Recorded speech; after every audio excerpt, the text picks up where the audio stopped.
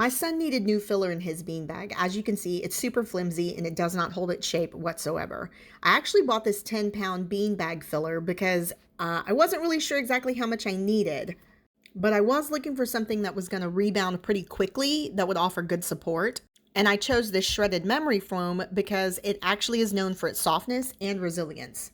So this foam comes vacuum compressed because it's easy to ship and handle. And I will tell you, it took a little while for us to go ahead and actually get into this bag.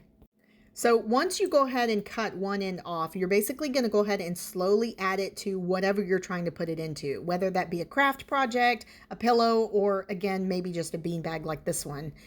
We did get a little bit on the floor and it required us to actually pick it up. So the package we bought was 10 pounds and that will expand to approximately 4 cubic feet. So we have an abundance of shredded foam that we can use for other projects. However, this beanbag looks absolutely fantastic and my son's still picking up foam.